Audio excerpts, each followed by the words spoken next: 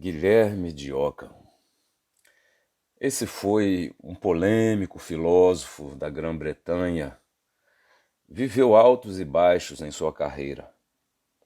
Frade franciscano, estudou em Oxford, tornou-se professor de filosofia em Avignon. Mas esse trabalho dele foi uma espécie de trabalho vigiado de perto, uma prisão disfarçada. Ali era a residência papal naquele tempo, e alguns de seus ensinos soavam heréticos, então ele estava ali sob o olhar bem próximo daqueles que podiam controlá-lo. Por suas controvérsias e críticas ao Papa João XXII, acabou excomungado e se tornou fugitivo. Só foi readmitido ou reabilitado, como se diz, cerca de 10 anos depois de sua morte. Isso foi feito por outro Papa, o Papa Inocêncio VI. Guilherme de Ockham morreu de peste negra entre os anos 1347 e 1349, não sabemos ao certo, mas morreu em Munique, na Alemanha. De fato, o que nós vamos falar desse filósofo tem raízes bem anteriores a ele. Raízes que vêm desde Aristóteles, passando por vários outros. Mas, de certa forma, cabe perguntar: o que na filosofia não tem raízes em Platão ou Aristóteles? Partindo das provocações socráticas, Platão e Aristóteles dividiram o reino da filosofia. E desde então, não é absurdo dizer que ou estamos caminhando sobre um ou sobre o outro. É verdade que esse mapa já foi muitas vezes alterado, mas é como se, ao estabelecer novas leis a um povo, ainda restasse sua cultura como substrato a toda aquela novidade possível. Essas culturas fundamentais, filosóficas, foram postuladas por Platão e Aristóteles. Então, dizer que Guilherme de Ockham bebe de águas aristotélicas, no que aqui referiremos, não tira o mérito desse filósofo. Aliás, que filósofo não bebeu da filosofia clássica, nem que seja para apenas discutir com ela? Ainda mais devemos considerar que Ockham faz essa relação com Aristóteles de um modo muito transparente, numa obra que ele explicitou de análise à física de Aristóteles. E é preciso dizer que Aristóteles apenas toca nesse ponto, não o desenvolve. Quem vai desenvolvê-lo realmente é Ockham. O princípio por ele defendido, que nos interessa desta vez, ficou conhecido como a navalha de Ockham. O seu princípio diz: é vão fazer com mais o que se pode fazer com menos. A navalha de Ockham é também conhecida como o princípio da parcimônia ou princípio da economia, entendendo esse seu axioma, essa sua base teórica, como que a pluralidade não deve ser postulada sem necessidade. Não devemos multiplicar os problemas, as dificuldades, entraves. Pelo contrário, devemos reduzi-lo ao máximo, chegar àquele mínimo útil, aquele mínimo necessário.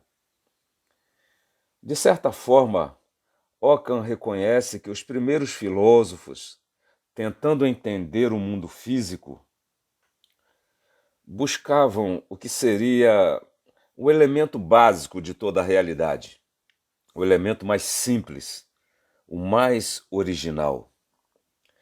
É como se, ao tentarmos entender de que é feita uma casa, fôssemos reduzindo as respostas. A princípio diríamos que uma casa é feita por alicerce, por colunas, paredes, portas, janelas, trancas, vigas, telhados.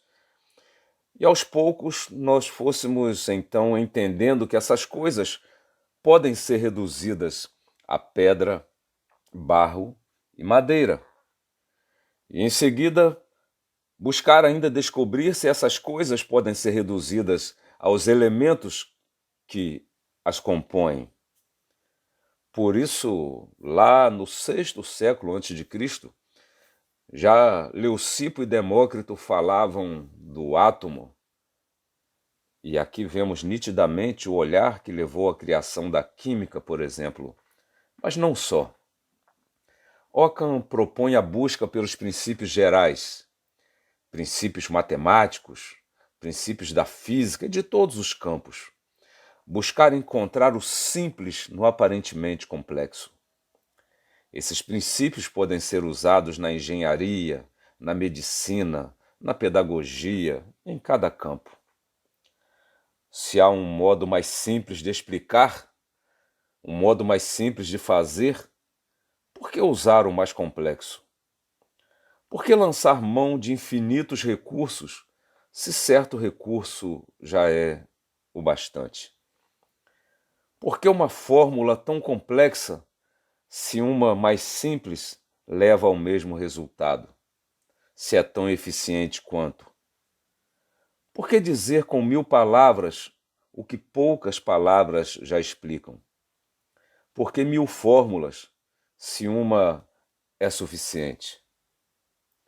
Esse princípio foi levado a outros campos, pois sendo um princípio filosófico, ele é um princípio geral. Então, se pergunta, por que usar muitos remédios quando um já curaria? Por que pagar mais se é possível comprar por menos? Por que viver preso a tantas coisas se a vida pode ser vivida com menos?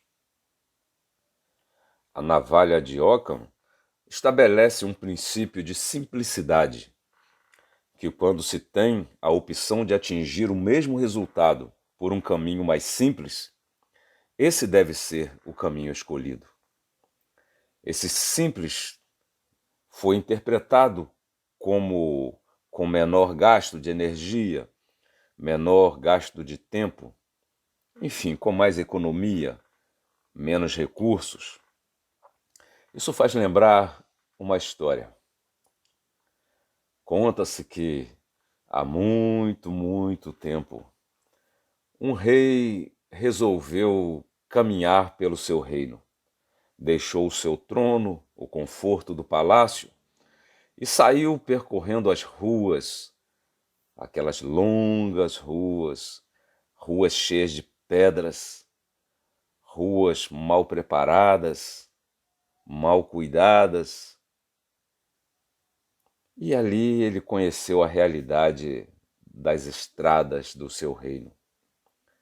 Mas isso lhe custou muitos calos, lhe custou dores nos pés.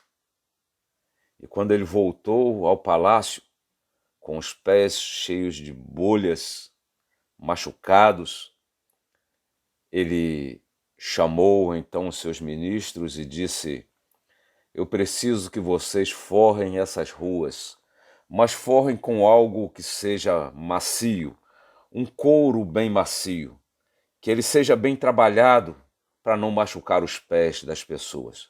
Vamos cobrir todas as ruas com couro. O meu povo não merece caminhar por ruas assim. Então fizeram as contas e chegaram à conclusão de que seria impossível. Nem se matassem todo o gado que havia no reino, conseguiriam couro suficiente para cobrir todas as ruas. Isso daria muito trabalho, muitas despesas, era inviável. E o rei ficou preocupado. Como resolveria isso então? Aí um de seus assessores diz para ele assim: Senhor, por que em vez de cobrirmos as ruas, não cobrirmos apenas os pés? E daí então cortamos pequenos pedacinhos de couro, fazemos calçados para as pessoas. E aí, então, isso não acontecerá mais. O rei, maravilhado com aquela ideia, optou pela solução mais simples. É desse tipo de visão que vem o chamado princípio do minimalismo. O princípio minimalista não é o princípio da navalha de Ockham, mas tem forte relação com ele. Ele vai a campos que Ockham não desejou ir, e, de certa forma, também não do modo como Ockham desejou tratar.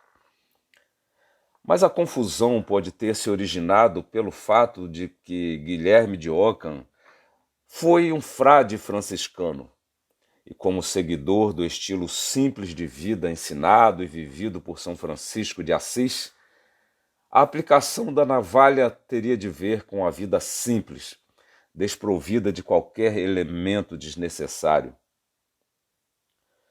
Uma vida minimalista, o que em si não é de todo um erro. A diferença básica, e ela faz muita diferença, é que para Ockham, as questões religiosas são determinadas pela fé na revelação divina, não pela razão, não pelas circunstâncias. O minimalismo não tem esse viés religioso de Ockham. Na verdade, o minimalismo não é um movimento único, mas um conjunto de movimentos que ganharam impulso no século XX, mais precisamente nos anos 60, auge da Guerra Fria, dentro daquele escopo da contracultura nos Estados Unidos e na Europa, e, segundo vários analistas, foi influenciado pelo que se chamou de vanguarda russa e construtivismo russo. Ele é uma busca pelo mínimo necessário, numa espécie de crítica ao excesso, ao exagero, à opulência, ao desperdício, e entra em campos certamente não pensados por Guilherme de Ockham. O minimalismo entra na arte, seja musical, visual, no design, na arquitetura, por exemplo. E embora o minimalismo tenha forte apelo ao combate ao desperdício, colocando foco no que é necessário, na valorização do que realmente tem valor, há quem esteja levando esse conceito importante e útil ao exagero. Podemos dizer que não é um movimento unânime. Na arte visual, a ideia era simplificar até o mínimo de cores, de detalhes, de formas, de linhas, de material. Na música, o mínimo de notas, de recursos, de timbres. Enfim, isto encaminha para mais que uma simplificação, leva ao empobrecimento. Valoriza a repetição de pequenos trechos por longo período de tempo, cria uma sensação estática com ritmos quase hipnóticos. A busca pelo mínimo necessário descarta os estilos diferentes das diversas culturas, procura aspectos comuns em todas as culturas, busca uma linguagem universal da arte, retira todos os acessórios, deixando apenas o básico. Na literatura, a economia de palavras para que o contexto possa completar os sentidos, buscando essa linguagem mínima como linguagem universal. Deixa-se de lado o personagem marcante, forte, e em seu lugar se põe a pessoa comum no ambiente comum, numa vida comum, uma vida banal mesmo. Não há heroísmo, não há grandes lutas, não há grandes desafios, grandes aventuras, grandes amores, nada grande, tudo mínimo. Até a quantidade de palavras, como dissemos, deve ser mínima e cada vez menor. Por exemplo, em 2004 foi lançado um livro onde 100 autores foram convidados a desenvolver seus contos usando apenas 50 letras para cada.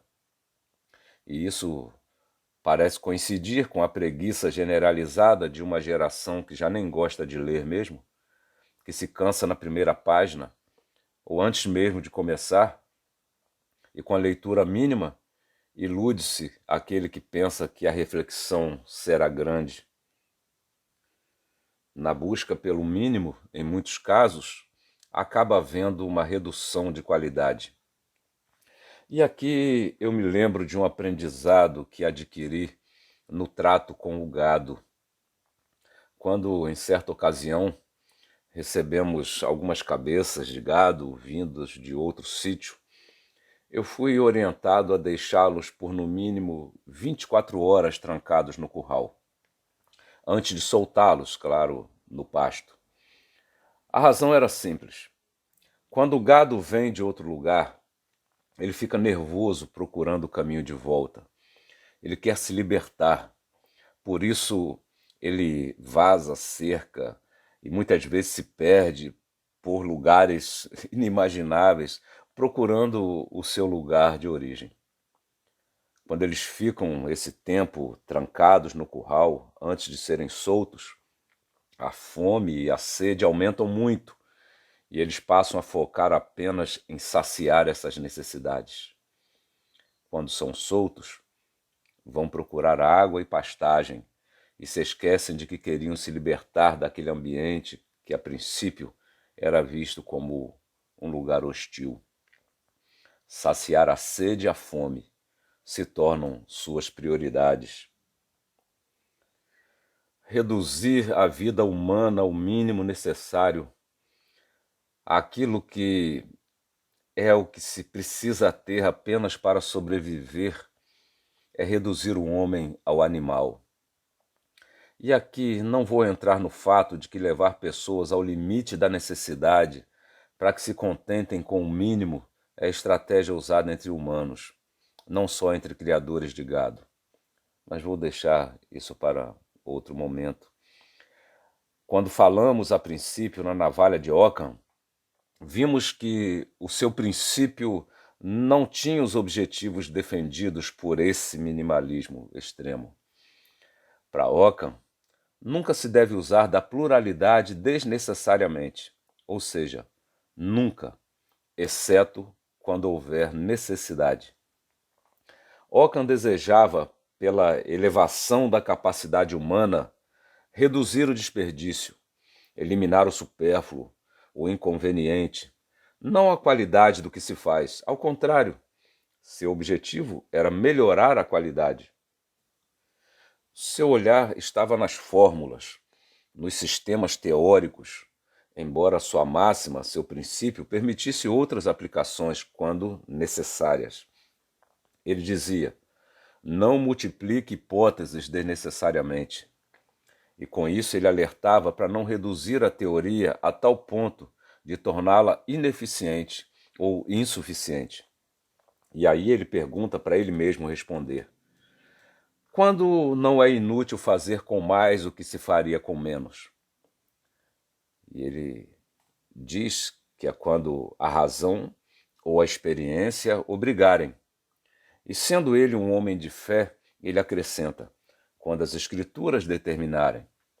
E naquilo em que nenhum dos recursos anteriores esclarecerem sobre a medida a ser usada, a dosimetria, ele sugere reconhecer a orientação das autoridades, mas nesta ordem: não dificultar desnecessariamente, não se opõe a reconhecer quando algo é de fato complexo, difícil, que não pode ser feito de modo simples. E se houver necessidade de trabalhar com o complexo, com o múltiplo, a pluralidade, que se faça assim. Quando for impossível fazer com menos, que se faça com mais. Guilherme de Ockham nunca ensinou o descaso com a qualidade. Se para atingir a melhor qualidade é necessário mais investimento, que seja, mas não mais gasto para igual qualidade. Muitos confundiram simplicidade com perfeição ou com eficiência. Nem sempre coincidem. Outros confundem o simples com o simplório. O que os grandes escritores escreveram com aquelas palavras não poderia ser reduzido sem reduzir sua qualidade. Assim também as grandes obras arquitetônicas ao redor do mundo, as maravilhosas telas dos gênios da pintura, as formidáveis músicas dos grandes compositores, nada disso clama ou dá licença para ser reduzido.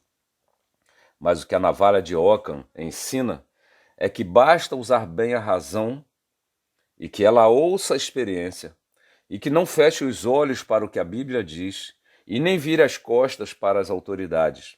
Afinal, para ele, isso não é passível de redução, porque sobre aquilo que a razão não pode desvendar sozinha, a experiência é sua aliada. Mas há campos em que nem a razão ou a experiência têm informações a oferecer, como o campo da salvação eterna, por exemplo. Para este, se deve buscar a revelação.